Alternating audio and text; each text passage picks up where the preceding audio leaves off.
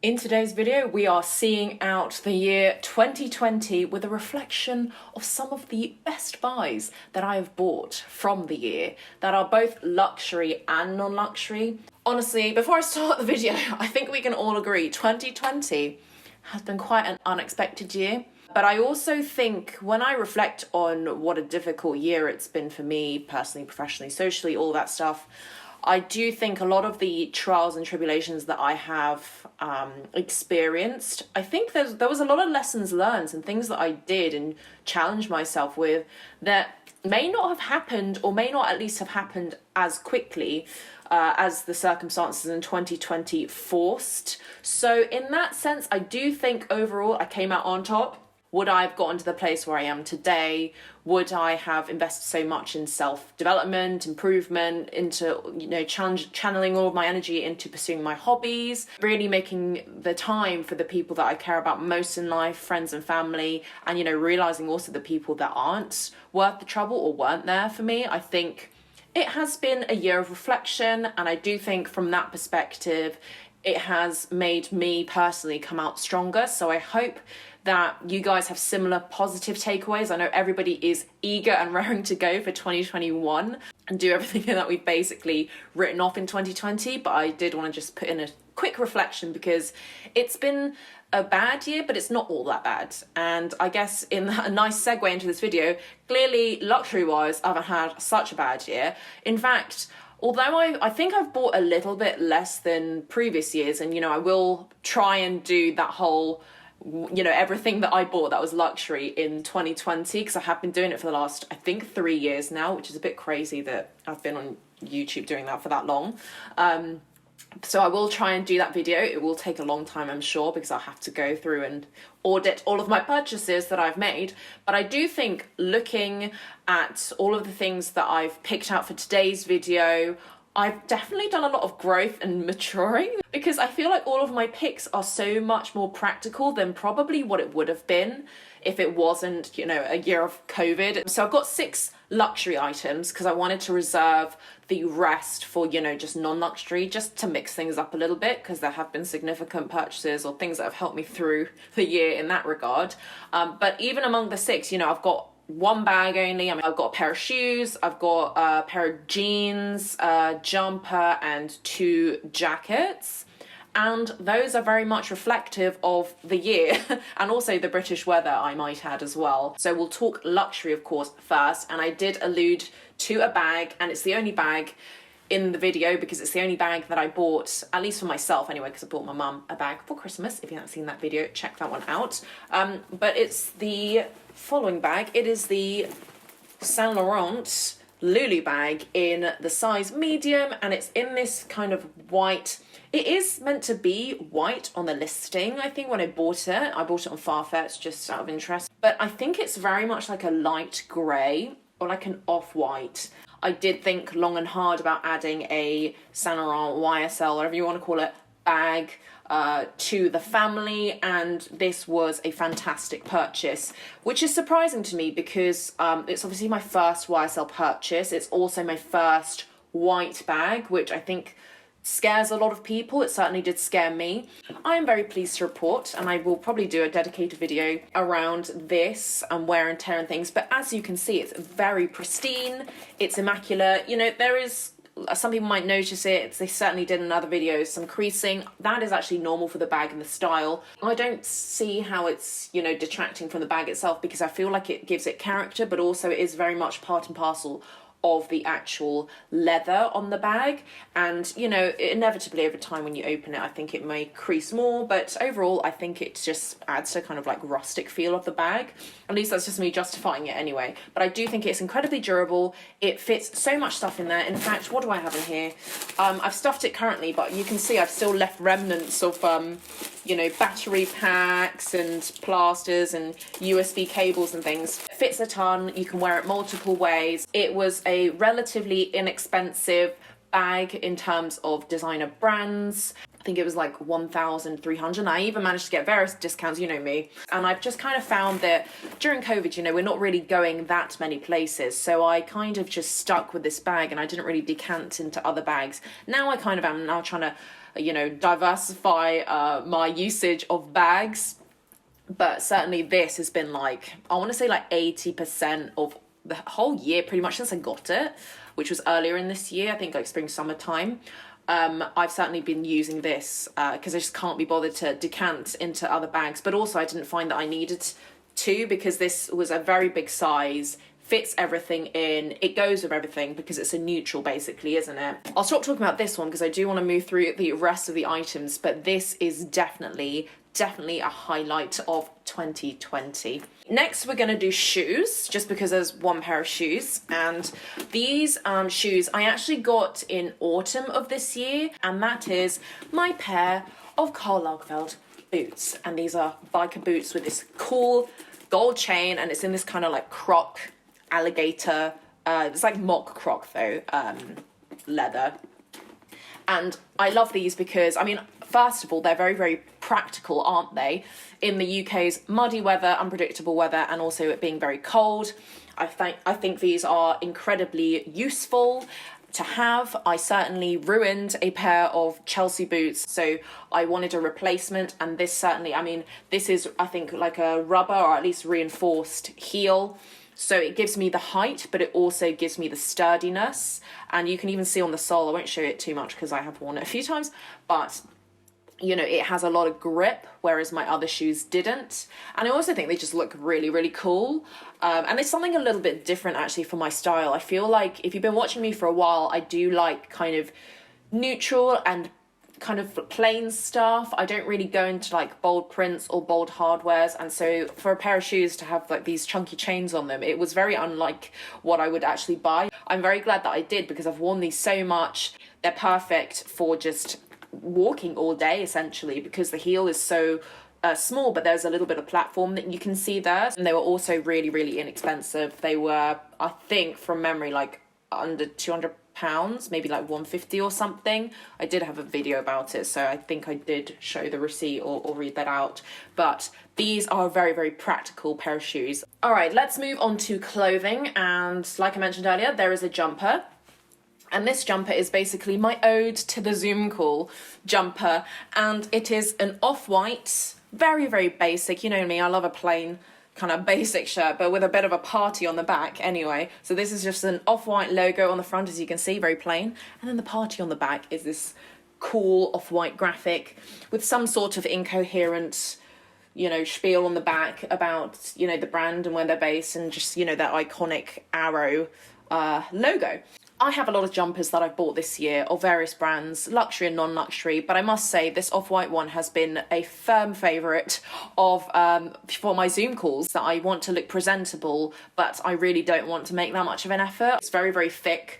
It's also practical because it's got a big kangaroo pocket on the front, so I end up putting my phone in there, putting everything around, walking around the house. And, you know, I just really love OffWhite at the moment. I bought a few things out OffWhite this year, blazers, you know, tops and things like that, and I quite like the quality. I like the price point as well, and I feel like the, you know, for being a working woman but also liking streetwear, I think that a lot of the items that I've bought from them this year, or that I've noticed in their collections, are really good intersect between them, so that's why I wanted to add this to the video. Next up, we have a pair of jeans, and this is my ultimate favourite pair of jeans. If you are looking for a good pair of designer jeans, I finally found them, and I'm going to share them with you right now, and it's this pair of Stella McCartney high-rise acid wash jeans. And can I just say, I have had the worst luck finding jeans. It's almost like impossible to buy jeans that fit me in the waist, in the butt area. I found out over the years I just cannot do jeans that are like hip huggers or straight leg. They have to kind of be like high-waisted, really body cinching, skinny jeans. And I've always found that when I looked for acid wash jeans in particular, I'd actually never owned any, because they usually come as like mom jeans, where they're very straight legs. They're kind of made, I guess, for the skinny girl. And I go to the gym, I work my legs, you know, all the ratios are off on my body, and I found it just impossible to find acid wash jeans that actually looked good on my physique.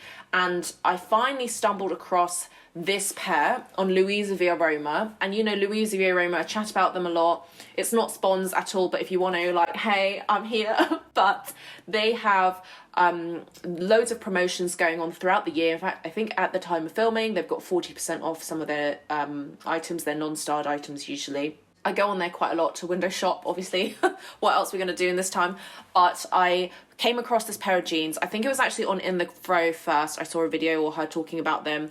I loved the look of them. So I bought this in size, oh gosh, I think it might have been size 25.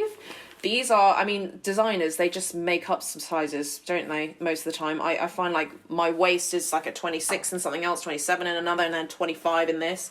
But I really wanted that close cut fit. I think I did have to exchange it from a 26 to a 25. And I think it is on one of my videos, I think. So you can have a look there about me trying it on, I think.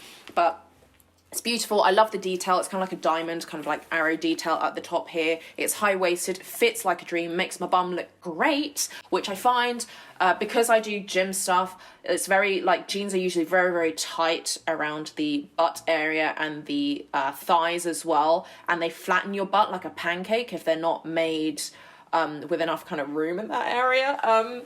But this one doesn't. This complements it perfectly, the butt area that is, and it's tight on the legs and the calves. I hope it's still on there, or at least I think there are very similar styles that Stella McCartney does. I think it's like a classic silhouette that they do. And I think if you're able to take advantage of any kind of like discount codes and promotions, either on Louisa V Aroma or any other kind of luxury retail, I'm sure they're on there. I got this, I think, for 40% off. So I think they were like £200 or just a bit over, which I think is brilliant because I think they're like sustainable fashion as well. Stella McCartney is usually quite kind of eco-friendly, environmentally conscious. So that also, you know, gives you a bit of peace of mind as to where the materials came from and, you know, how it was produced. And they were a great investment as opposed to all of the kind of like ASOS jeans that I've bought over the years. Now we are going to move on to, I think, what are the last two items in the luxury part of this video, and they are two jackets or coats. I'm not really sure. The line is kind of blurred. I think one is definitely a jacket, and it is this Bellstaff jacket, a men's jacket, might I add. I bought this maybe beginning of autumn this year. I needed basically a waterproof jacket because I realised, you know, with COVID happening and this UK weather, that, you know, buying stylish jackets and things that weren't really that practical wasn't really a good move, and it wasn't really a great spend of money. So I actually decided, you know what, just get something that you'll actually, it will be stylish but practical. And this has been one of the best purchases I've made by far this year. And also because of the price and stuff, because it's a man's jacket. It's in a size small, but honestly, if you've seen the video of me trying it on, I think it fits like a glove, and it's got a waist cinch detail here, which I like to tie on very loosely as well. But it's also waxed. It's a waxed jacket from Bellstaff, and it's, you know, iconic in their range. And this came out to lots of country getaways that I made this year. So definitely one to look at if you are also looking for a more practical coat. I think wax jackets are a brilliant purchase. And now on to the final item of the luxury part of this video. I think it's item number 6 so far, if I'm not mistaken. And it's by far the biggest clothing item that I've got to show you, and the heaviest actually. And it should be of no surprise to you that it is this Acne Velocite shearling jacket. I've been actually looking for this jacket for many years, and, you know, if you've watched far enough back in my videos, I did make a video about the Zara dupe that everyone has, and I did have for a certain period of time in black. And it's really funny because people are like trying to roast me on there, but I literally just don't care. But I still stand by a lot of what I said in terms of, I think the original is best. This jacket is usually like upwards of £2,200. The fact that I got it for like just over 900, I think, is amazing, and in a very different colorway, so there's no risk of me running into people that are all wearing the same jacket. Not that that's like a super big issue to buy the same stuff as other people, right? You can't have everything like a unique special snowflake, but there was something just always so off about wearing the exact same thing as everyone sat next to you on the tube. You know, what's his face in The Matrix, the Smiths. kind of felt like that. So I'm really glad that I managed to get this coat in a very, very unique colorway. Also because I have always been looking for a shearling, you know, I think it's like a very popular men's coat, which is kind of like a beige trim sheepskin lapels, but with, you know, like a suede or, you know, very soft leather outer. Those kind of coats I just love the look of, and I found when I saw this, it was kind of like the best of both worlds. It is honestly just like wearing basically like a fuzzy blanket everywhere.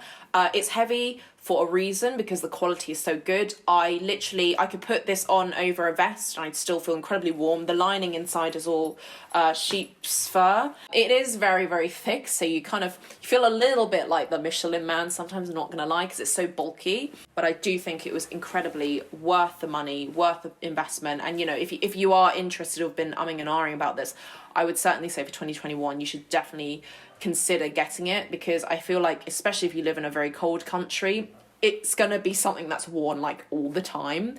And I think it's just also a great timeless piece to have in your collection. I don't anticipate this ever going out of style. It always comes back in.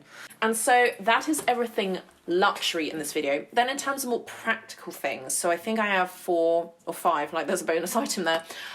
So I will start off with the biggest thing that I purchased this year, hands down actually, that has made a really big impact on my life. And it's not going to be for everybody. So my top non-luxury purchase has been my car. And I'm not going to show you my car because I think that would be too much information. But I did buy myself a hybrid car.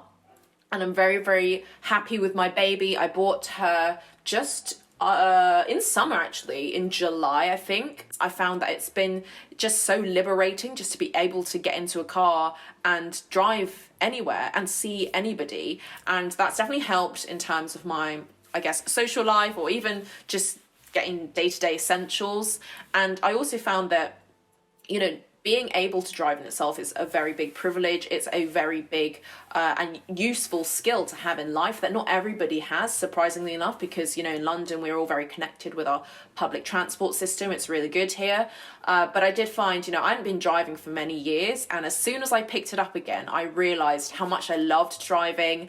I finally understand now when people are like, I'm just going to take a drive. And because it's a hybrid car, it's also been quite economical. So that is why it is kind of number 1 on the non-luxury list. And to be honest, like I mentioned at the beginning of this video, COVID has been a very difficult year and we've all had to adapt and do things that are probably out of our comfort zone. But I really found that, you know, if it wasn't for COVID, I don't know if I would have bought a car, or at least this soon. And I do think at the end of the day, it is such a useful skill to have, to be able to drive. It's such a useful thing to have access to a car, which I know you can get zip cars and things like that. So, you know, I don't want to go down that rabbit hole, but it's certainly for me a highlight because it was like a really big purchase this year. Also financially, as well as just, you know, in terms of like being a momentous occasion. But she's also my pride and joy, my Mellowmobile, so I wanted to give her a big mention up front. And then the next item is a piece of technology. I'm wearing it right now, and no, it hasn't fat shamed me just yet, but it is my Apple Watch, which is almost like kind of like a blessing and a curse to have my Apple Watch. So I bought this in about February time. I think that was when we were still able to fly before everything got locked down. I bought this at Heathrow and I got it converted from my Heathrow points, which turns out would be the last time that I'd be able to go to Heathrow. I bought this watch because I've had lots of people telling me how great it was. Also because I kind of wanted to be held accountable for my fitness and things like that. I also like the convenience aspect. Basically, this is not a watch anymore. This is an extension of my phone. Wanted to give it a go. I've been wearing it essentially almost every day up until now, and in terms of fitness, it's definitely helped me keep on track of and accountable. It basically body shames me every day in a small way, you know, that I'm not walking around, and it's right too, because I basically, you know, sitting at home on a conference call or something like that is very hard to move around compared to normal life. But also a curse because sometimes you're like, I'm a bit done with this, can you just be a watch again, you know, just tell me the time. It's also been really helpful in tracking things like, you know, obviously heart rate and things like that. When messages come up, it's very, very easy to be very subtle about checking your messages as opposed to whipping out a phone. And I guess it's just been a really helpful extension of my phone when I go running and things. So in that respect, I think it's mostly been on the activities side of the house. sports side of the house that has been the most useful to me. I guess under COVID times, it's proven its worth. I don't think that I'd get another one or upgrade it ever. And if it was to bust, I think I do miss the joy of having like an analog watch. So I'd probably go back to that at some point. But I think for the time being, just to hold me accountable to what I'm doing every day, I think it is quite a good purchase. So I did want to give that a mention because that's something that I am using every single day. So now we're going to change gears from technology and we're going to dive back into clothing. And I guess it's not really an item, it's like a set of items under the same brand. So I would basically say it's all of my gym items, my Gymshark items pretty much, and then, you know, some Under Armour. I've got a couple of examples, I think. It's incredibly messy in front of me. I'm not going to show you what it looks like on the other side, but everything is on the floor. I'm not going to get out all of my Gymshark items because that in itself is a separate video. I have lots of sets which are basically like I guess it kind of feels a bit like, not lycra, but very stretchy knit two-piece gym wear sets, which are amazing. They are the most flattering. But, you know, also other things from like Under Armour for running and stuff like that. So, you know, track jackets, reflective jackets, matching joggers, and even things like flip belts for running. That has been something that I found incredibly useful. So I guess under that kind of category of sportswear, gym wear, so Gymshark, anything from Gymshark, Under Armour, I have loved to bits, because running and just keeping fit has been such an important thing for my, I guess, like mental health and well-being this year, just to maintain that routine, because I was basically going to the gym 4 times a week beforehand, and then COVID hit. Haven't been to the gym since Feb. I think I look okay, I think I feel okay. Despite that, I'm trying to keep experimenting with different ways to keep fit, as well as taking up new sports like golf and stuff. So getting a fit wardrobe that's also motivating has been so helpful. Also because a lot of these tops, I think I have one. I guess it's kind of like a pullover type thing, but it's meant to be thermal. It's very thin though, so I'm not sure it's that thermal, having worn it a few times. But these I also feel are good for conference calls, because you're just basically seeing the top half, aren't you? And it kind of looks, you know, it's very plain, and it could look a little bit corporate if you want, if you covered up the Under Armour logo. So I wanted to mention that because I think that stuff's going to continue into 2021. It's not going to go anywhere anytime soon. I think Zoom calls are still going to be a future of ours, if not a hybrid model of that and in person. And then also in terms of like other categories of stuff, I wanted to mention a brand that I don't think I've actually spoken about on this channel, but it's Patagonia. And a lot of you who are quite active, like the great outdoors, will know about Patagonia. It's kind of like a mid-tier go outdoors kind of brand that does it does activewear as well, but lots of things for, I think, like climbing or walking, hiking, that kind of stuff. I'll show you 2 things that I've been really loving this year, and first one is a coat. Obviously it's a puff jacket, because if you don't see me in those 2 jackets that I showed you, the Bellstaff and the Acne jackets, you'll certainly see me in this one. And I do think that I wear this one quite a lot. I'll probably wear it later actually to go outside. You know, just something very practical. It's got a hood that's removable. Love that. It's quite form-fitting for a puffer jacket. It's not like a Michelin Man style. It's quite like curvy. It's a women's specific one from Patagonia, and I love the quality. There's tons of pockets, just random pockets. In fact, I've just discovered this one here now, and I didn't even know it existed. And it's just great, you know, because it's basically like water repellent as well. The other thing, which is on the floor, and it's actually got stuff in it because I'm going to use it in a bit, and it's this Patagonia convertible backpack duffel bag. I love this bag so much. It's a real contender against my Louis Vuitton Keepall, actually, if you've seen that. But this one is just so much more practical because you can wear it in so many ways. You've got these 2 straps here that you can just hold. I find the backpack conversion like the best invention ever. I don't know why I never thought of buying one of these before. But certainly if you're someone who likes to go on lots of trips, maybe just weekend breaks and things like that, or you have a lot of things to carry and it's just a pain in the ass to carry things like this. This, I feel like, is such a godsend because it basically disperses the weight evenly across your body, so you don't have a lopsided shoulder like I pretty much felt like I was getting. You can actually, basically, there's a little pouch that's on the inside that acts like a pocket on the inside. and you can basically fold the bag into itself and it just fits in like a little pouch. I'm not going to do it here now because I've got stuff in it, and it would be a total mess because I literally don't understand how it managed to fit in that little tiny pouch. But you can look at pictures online, like it's amazing. That's how it came to me, and it came like this little pocket, and I was like, where's the bag? I feel like it's very 80s vibe or 70s vibe. It reminds me of like Stranger Things if they were a brand. That's kind of how I see this Patagonia packaging and stuff. And I love the quality. It's all eco as well in terms of the materials. They're quite sustainable as a brand, and I think they're really fair with their prices. And then I guess like the final one to round everything off for this year, and it's really how I feel about this whole year and what I'll be digging into later, and it is this. And if you don't know what this is, you need to know because it's Aperol, and I make Aperol spritzes all the time. I've been basically making so many different kinds of cocktails. Gin has also been a popular one, but if I was to bring you all the gin, that would be a very long video in itself. Basically, I've been doing a lot of mixology this year and a lot of cocktail making just in general.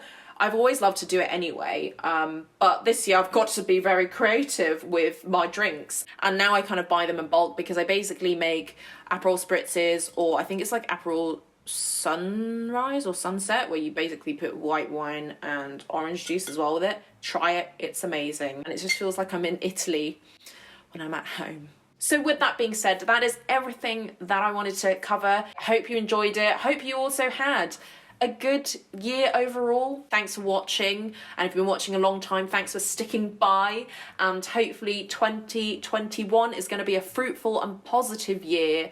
Wishing you a great start to the new year, and I will catch you in my next video.